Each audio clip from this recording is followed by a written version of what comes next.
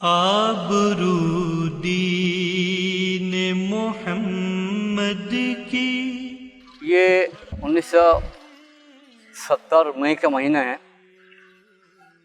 مولانا سید ابوالعلا مودودی رحمۃ اللہ علیہ نے اعلان فرمایا کہ شوکت اسلام کا مظاہرہ کیا جائے۔ یہ بات ایسی ہوئی تھی کہ مولانا گردہ کے بعد میں مجھے معلوم ہوا گردہ کے انہوں نے آپریشن کے لیے لندن گئے ہوئے تھے۔ کراچی ایئرپورٹ پر صحافیوں نے پوچھا کہ لوگ نعرہ لگا رہے ہیں ایسی یہ سرخ ہے، تو مولانا نے کہا کہ نہیں، یہ محمد رسول اللہ صلی اللہ علیہ وسلم کا متی کا ملک ہے اور الحمدللہ رب العالمین یہاں ایسی سرخ نہیں ہے، ایسی سبزہ ہوگا۔ تو میں ایک صاحب کے ساتھ اس شوکت اسلام مظاہرہ میں حصہ لیا۔ اس کے بعد میں انٹرمیڈیٹ کہلاتے ہیں تو اس میں داخلہ لیا ایک مدرسہ میں۔ وہ اس وقت متحدہ پاکستان کے آخری اسپیکر تھا فضل القادر چودھری صاحب، ان کے ذاتی مدرسہ تھا، وہاں میں نے داخلہ لیا۔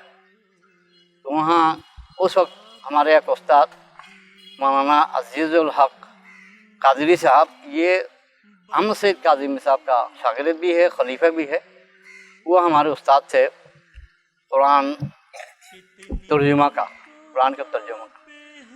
سورہ نساء کے ترجمہ کے دوران جب سورہ نساء کے 14 سپارہ ختم ہو رہے تھے تو وہاں یہ بس چل رہے تھے کہ کن کن عورتوں کے ساتھ نکاح کرنا حرام ہے۔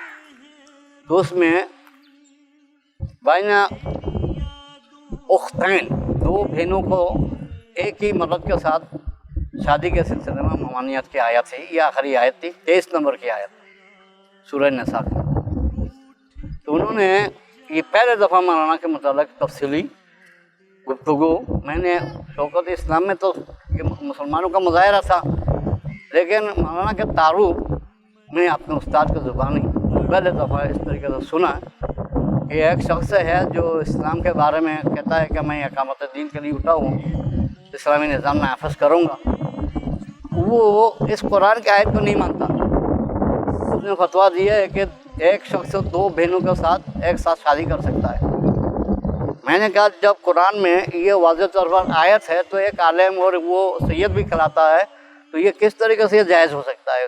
کیسے انہوں نے یہ فتویٰ دیا ہے، کس جگہ میں، کون سی کتاب میں؟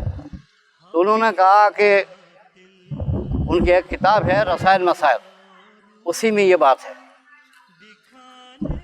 کیونکہ ہمیں دل میں بہت لگی ہے، اس لیے ہم نے ڈھونڈ ڈھانڈ کے رسائل مسائل حاصل کیا۔ رسائل مسائل میں جو تھا، بھاولپور کی دو لڑکیاں، دو مطلب دونوں یہ شانہ سے لے کر یہ کمر تک دونوں لڑکیاں جڑی ہوئی تھی، اور دونوں کو بھوک بھی ایک ساتھ لگتی تھی، پاخانہ پیشاب کی حاجت بھی ایک ساتھ ہوتی تھی، بخار نظرہ بھی ان لڑکیوں کے ایک ساتھ ہوتے تھے۔ مقامی لوگوں نے مولانا اس وقت جیل میں قید تھے، ان کو خط لکھا اور کہا کہ ہم مقامی علماء کرام دارالفتہ سے رجوع کیے لیکن کوئی جواب نہیں دے رہے ہیں، کیونکہ آپ قرآن پر ریسرچ کر رہے ہیں، عالم دین ہیں، آپ بتائیے ان دونوں بچیاں بڑی ہو رہی ہیں، ان کی شادی کس طریقے سے ہو سکتی ہے؟ تو مولانا نے اس سلسلہ میں انہوں نے فرمایا کہ میں مفتی نہیں ہوں، قرآن اور حدیث کی روشنی میں رائے دے سکتا ہوں۔ رائے یہ ہے کہ اس حالت میں دونوں بچیوں کی شادی الگ الگ آدمی کے ساتھ نہیں ہو سکتی۔ پہلے نمبر میں دونوں بچیوں سے پوچھا جائیں کہ وہ شادی کرنا چاہتی ہے یا نہیں چاہتی۔ اگر وہ کہتے ہیں کہ ہمیں شادی کس طرح ہو سکتی ہے، شادی ہم کرنا نہیں چاہتے، تو ہم بھی بری، ہمارے دین بھی بری اور معاشرہ بھی ذمہ داری سے بری۔ لیکن اگر وہ خاموش ہوتی ہے اور چاہتی ہے کہ ہمارے گھر آباد ہو، تو پھر یہ دونوں بچیوں کے ایک شخص کے علاوہ کسی اور دو آدمی کے ساتھ شادی نہیں ہو سکتی۔ ان کو عام جو بچیاں پیدا ہو رہی ہیں ان کے ساتھ شامل نہ کیے جائیں۔ تو یہ اس میں لکھا ہوا تھا۔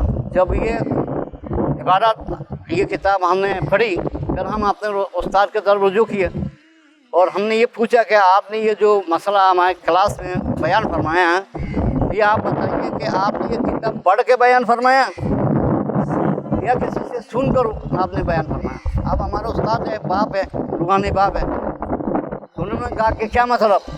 ہم نے کہا کہ کلاس میں آپ ہمیں بتا رہے ہیں کہ ایک عالم دین ہے، وہ احکام الدین کے لیے ہوتا ہے اور آپ ان کا تفصیلی تعارف کرایا ہے، تو ابھی آپ کہہ رہے ہیں کہ وہ قرآن کے خلاف، قرآن کے بیان کے خلاف انہوں نے ایک فتویٰ دیا ہے اور وہ اس طریقے سے ہے۔ لیکن کتاب میں تو اس طریقے سے کوئی بات نہیں ہے، آپ بتائیے اس کا حل کیا ہے؟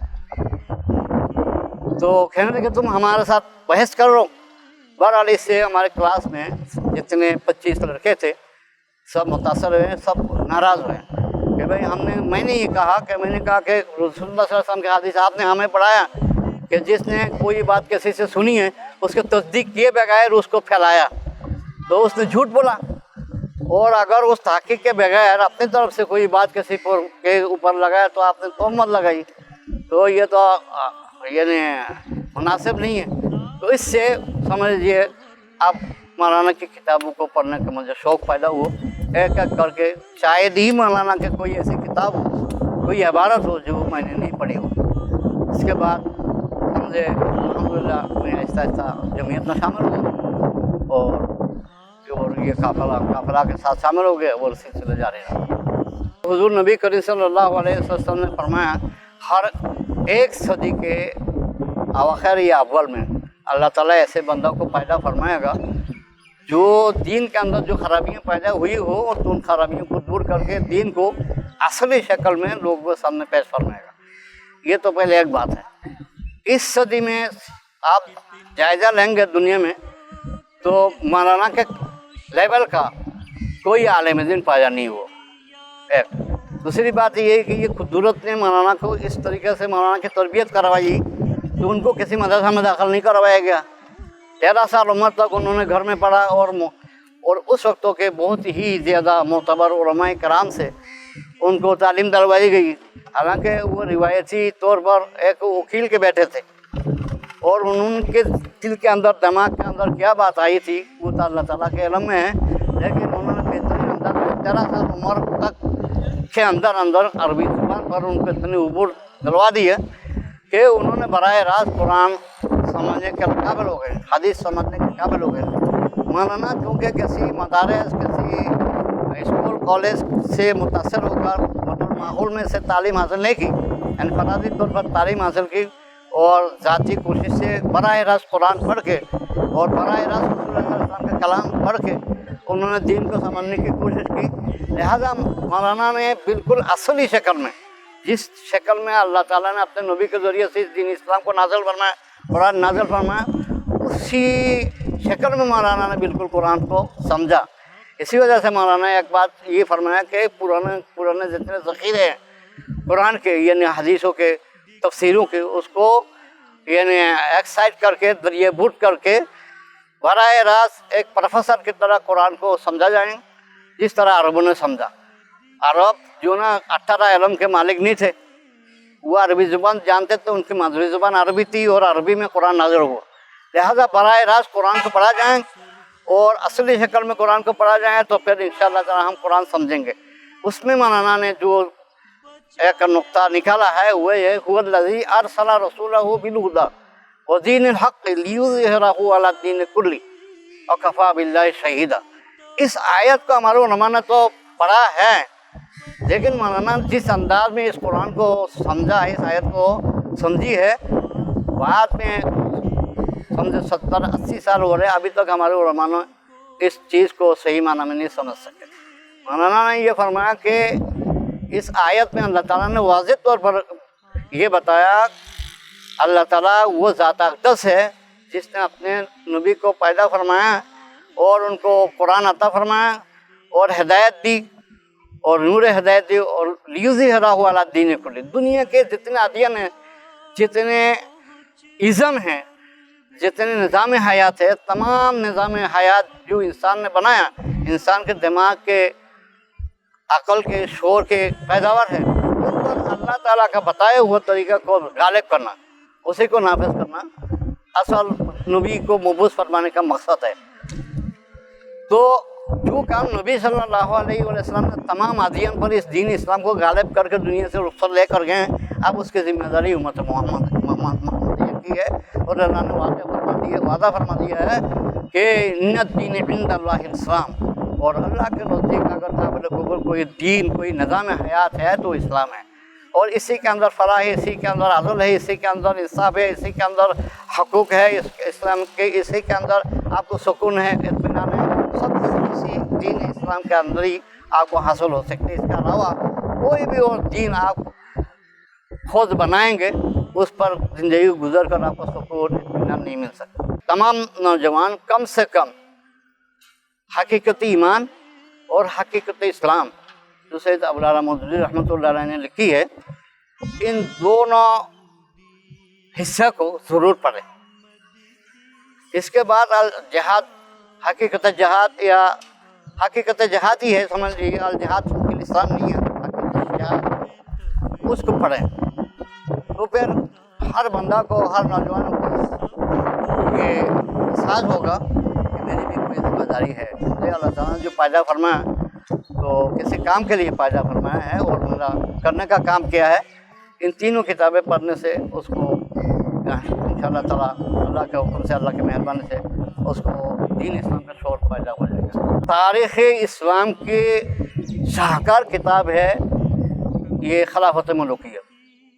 مولانا سید ابوالعلا مودودی رحمۃ اللہ علیہ نے خلافت اور ملوکیہ، بادشاہی کیا ہے اور جمہوریت یعنی خلافت کیا ہے، اس کے اس طریقے سے تبصرہ کیا ہے، اس طریقے سے چھان کر کے لوگوں کے سامنے صاف شفاف انداز میں پیش کیا جو بالکل قرآن یعنی اسلام کے جذبات اسپرٹ کے مطابق اور حقیقت ہے۔ آپ دیکھیے، وَمِنَ النَّاسِ مَن يَقُولُ آمَنَّا بِاللَّهِ وَبِالْيَوْمِ الْآخِرِ وَمَا هُمْ بِمُؤْمِنِينَ، یہ جو آیت ہے یہ رسول اللہ صلی اللہ علیہ وسلم کے طرف نازل ہوئی ہے، اور وہ جو لوگ اس وقت جن کے بارے میں اللہ تعالیٰ فرمائے کہ بہت سے لوگ آپ کے ساتھ شامل ہو گئے ہیں اور کہتے ہیں ہم ایمان لائے ہیں آخرت پر، اللہ تعالیٰ پر، لیکن انہوں نے ایمان نہیں لائے۔ یخادعون اللہ والذین آمنوا وما یخدعون الا انفسهم وما یشعرون، یہ صرف لوگوں کو دھوکہ دینے کے لیے، اللہ اور اللہ کے رسول مومنین کو دھوکہ دینے کے لیے اپنے آپ کو مسلمان کہلا رہے ہیں، حالانکہ یہ مسلمان نہیں ہے اور یہ ان کو شعور نہیں ہے۔ تو یہ جو جن کے بارے میں کہا جا رہا ہے وہ کیا صحابی نہیں تھے جو رسول اللہ صلی اللہ علیہ وسلم کے ساتھ شامل ہو گئے تھے، رسول اللہ صلی اللہ علیہ وسلم کے پیچھے نماز پڑھتے تھے، اور رسول اللہ صلی اللہ علیہ وسلم یہ جو 300 افراد غزوہ احد میں آدھا رستہ سے واپس آ گئے تھے عبداللہ ابن ابی کے ساتھ مل کر، کیا یہ صحابہ کرام نہیں تھے؟ اور مشکات شریف میں حوض کوثر والی ایک حدیث ہے، حضور نے فرمایا کہ لوگ میرے طرف آئیں گے کوثر کا پانی پینے کے لیے، اور ایک گرو آئے گی تو میں اس کو پہچانوں گا، وہ مجھے پہچانیں گے، لیکن جب وہ میرے قریب آئیں گے تو ان کے اور میرے درمیان رکاوٹ پیدا کر دیا جائے گا، وہ مجھ تک نہیں پہنچ سکیں گے۔ تو میں کہوں گا بہرحال یہ تو میرے صحابی ہے، ان کو مجھ تک پہنچنے کیوں نہیں دیا جا رہا ہے؟ تو اللہ تعالیٰ کی طرف سے جواب آئے گا کہ آپ کو معلوم نہیں ہے کہ آپ کے بعد ان لوگوں نے دین اسلام کو کس طریقے سے نقصان پہنچایا آپ کے دین کو۔ تو یہ جو تنقید کر رہے ہیں کہ انہوں نے ان حدیثوں کو پڑھا ہی نہیں ہے۔ رشوت دینا، حضور نے فرمایا الراشی والمرتشی فی النار، رشوت لینا رشوت دینا دونوں، جو دے گا جو لے گا وہ دونوں جہنم میں جائیں گے۔ جنہوں نے حضرت علی کے بھائی کو رشوت دی ہے، حضرت علی کے بھائی حضرت عقیل نے حضرت علی سے کچھ رقم مانگا، انہوں نے کہا کہ میرے پاس نہیں ہے۔ امیر معاویہ رضی اللہ تعالیٰ عنہ نے کیا کہا، پھر یہ امیر معاویہ کے پاس وہاں دمشق میں چلے گئے تو ان کو خواہش کے مطابق انہوں نے رقم دی ہے کہ یہ رشوت نہیں ہے۔ کیا کسی صحابی کو رشوت دینا جائز ہے؟ اگر مولانا نے جرأت کے ساتھ یہ بات کہی ہے تو ان کو سلام کرنا چاہیے۔ علم تو ایسے ہیں کہ روشنی ہے، جہاں سے ملی وہاں سے حاصل کرو، ہے نا، جہاں سے ملے وہاں سے حاصل کرو، یہ رسول اللہ صلی اللہ علیہ وسلم کا حکم ہے۔ آپ نے حکم کو مانا؟ یہ رسول اللہ صلی اللہ علیہ وسلم نے فرمایا کہ علم مسلمانوں کا گمشدہ خزانہ ہے، جہاں سے ملے وہاں سے حاصل کرو۔ اگر اس پر آپ پابندی لگاتے ہیں تو آپ اتباع کیے محمد رسول اللہ صلی اللہ علیہ وسلم کا۔ انہی باتوں کی وجہ سے میں باغی ہوں۔ میں آپ سے عرض کروں، مولانا مودودی رحمۃ اللہ علیہ کے خلاف لکھی ہوئی جتنی کتابیں ہیں میں نے بازار سے خرید کر کے اپنے ایمان کے की सलामती के लिए मैंने बाज़ार से ढूंढ के मैंने वो किताबें ख़रीदी। मौलाना ज़करिया साहब रहमतुल्लाह अलैह के फितना मौजूदियत और मौलाना इसहाक सिंधुलवी के एज़ार हकीकत और इसहाक नदवी के एज़ार हकीकत, इसहाक सिंधुलवी के जो है ना रद्द सबाइयत से लेकर छोटी बड़ी एक नहीं बेशुमार किताबें मैंने खोल के पढ़ी है। और मैं इतना बड़ा आलिम नहीं हूँ, लेकिन मैं ये दावा कर सकता हूँ अल्हम्दुलिल्लाह किसी किताब के सहारा के बगैर मैं इन सारे सवालात के जवाब दे सकता हूँ। मौलाना ने कुरान करीम और रसूलुल्लाह सल्लल्लाहु अलैहि वसल्लम के शिकायत बताए हुए तरीके से हट कर कोई बात नहीं कही। आबरू दीन मोहम्मद की